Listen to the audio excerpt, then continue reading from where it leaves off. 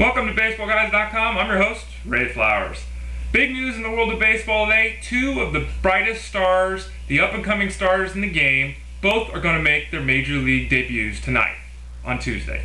The first one is pitcher Steve Strasburg. He's been called everything from the Messiah to the greatest pitching prospect of all time. Strasburg, who throws 97 to 98 miles an hour with some impressive off-speed stuff, composure, an idea of how to pitch, control. He's got it all, and he'll make that appearance, his first in his big league career, for the Nationals tonight.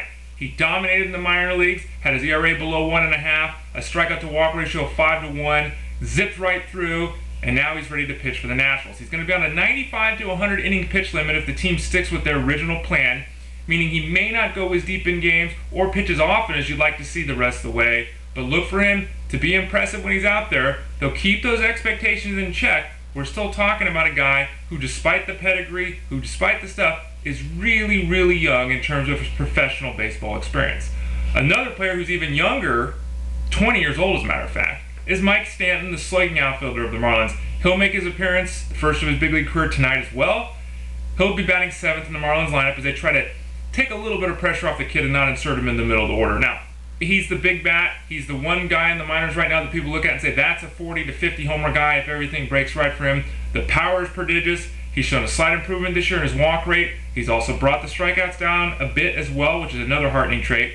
But again, he's 20 years old, doesn't have a single at-bat above Double-A, so it'll be very interesting to see what he can bring to the field in his first go-around in the majors. Look for him to be powerful. He'll hit home runs when he gets into a pitch. It's going to go, but he might really struggle in the batting average department facing this top-flight pitching for the first time in his life. Orlando Hudson has got some concern with the Twins. It's a minor concern. They placed him on the disabled list with a wrist injury. They've sent him to see his old doctor who performed wrist surgery. They don't think anything significant is going on in that wrist, but it's still continuing to bother him since that collision. They decided to put him on the disabled list, so he'll get a little bit more time to work out the kinks and hopefully get through that and back on the field pretty soon. Now, J.J. Hardy also had a cortisone shot of his own, so now that means that the Twins are without their starting second baseman and their starting shortstop. The backup for those positions is Alexis Casilla. He's also out, needing surgery on his arm. So the Twins are going to have to scramble a little bit here. There's names like Harris, Valencia, Tolbert, Punto. A lot of guys in the mix. Obviously not names that are widely known. Obviously players with some deficiencies here and there, but the Twins are just going to have to make do until they get their more veteran players back and healthy and in that lineup. A player that may not be in the lineup much longer is Jeff Clement of the Pirates. Now, Clement was the catcher. He was moved to first base this season, was kind of getting a fresh start with the Pirates. Hasn't lived up to what the expectations were in the least. He's not even hitting 200 at this point, rarely driving the ball, not doing a very good job really working the count when he's in there. And the Pirates appear to be almost ready to give up on him. Maybe not long term, but at least in the short term for 2010. Steve Pearce, who's down in the minor leagues recovering from an injury, when he's healthy to go, the report is, it hasn't been verified, but the report is that Pearce will come back to the big league roster next week and they'll send Clement down to the minors. Now, Clement, once thought of as a top catching prospect with the bat, has been again moved to first base. If he doesn't start hitting soon, he's going to get that dreaded 4A label of too good for the minors, but not good enough for the majors. Almost to a point with Jeff Clement that we're looking at a make or break time with his career. Well, it may not be a make or break time in the career of a guy like Brian Roberts, who's obviously been around for years and been a fantasy staple and star, but it might be getting close to a make or break point of the 2010 season. Roberts, trying to work his way back from that back issue, had yet another setback. He's going to see more doctors. He's having more pain in that lower back, and it's really getting to the point now where we really have to start considering whether or not he'll even return to the field of play this season. Have to continue to monitor this situation. We'll keep our fingers crossed that situation will finally resolve itself, but it's not looking good for Brian Roberts.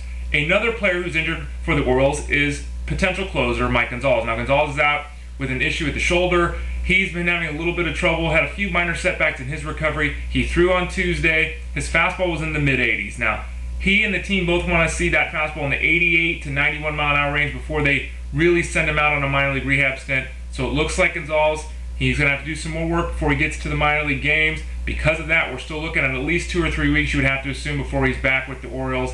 In the meantime, Alfredo Simon's about ready to return.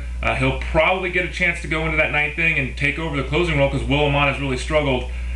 Boy, that team needs some stability in the 9th inning. They need some help. and it looks like it's slowly coming, but a lot slower than they'd hoped.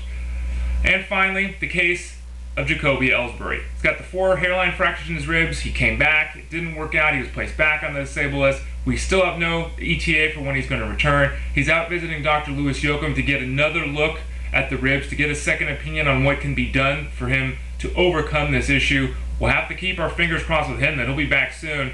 But as the visits come up, as we hear less and less about our prognosis here, we might actually not be seeing a full and healthy Jacoby Ellsbury until after the All-Star break, and that's terrible news for the Red Sox and his fantasy owners.